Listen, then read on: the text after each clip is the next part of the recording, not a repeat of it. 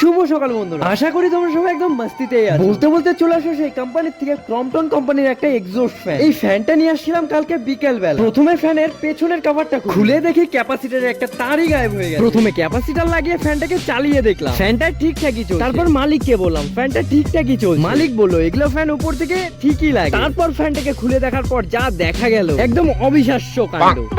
হ্যাঁ, আমি এই দোকানে আসার পর মোটামুটি 45 থেকে 50টা ফ্যান আছে, তার মধ্যে এই একটা ফ্যান জীবিত। তারপর একটা কাস্টমার আসলো, হাফের একটা টুলু পাম্প, কিন্তু এটার যা বাইরের পরিস্থিতি 80% বডি পচেই গেছে, টিকগুলো ঠেটগুলো পুরো জং পড়ে গেছে। তাই এটাকে গ্রাইন্ডার দিয়ে কেটে বের করার প্রয়োগ চলছে। তারপর মালিক গেল একটা কাজের সাইডে, আমাকে বলে গেল এই পাম্পের সব জিনিসপত্রগুলো পরিষ্কার করতে। তাই ছড়িয়ে ছিটে একদম পরিষ্কার করতে বসে পড়লাম। পরিষ্কার করে এটাকে আবার রং করতে হবে। সেই পাম্পের তো জিনিসপত্রগুলো সব পরিষ্কার করা হয়ে গেল। তারপর আমাদের প্রভু বললো দোকানটাকে একটু পরিষ্কার করে দিতে। সেই পাম্পটার থেকে নোংরাও তো বেরোচ্ছে প্রচন্ড। চলো বন্ধুরা, নেক্সট ভিডিওতে দেখা হচ্ছে।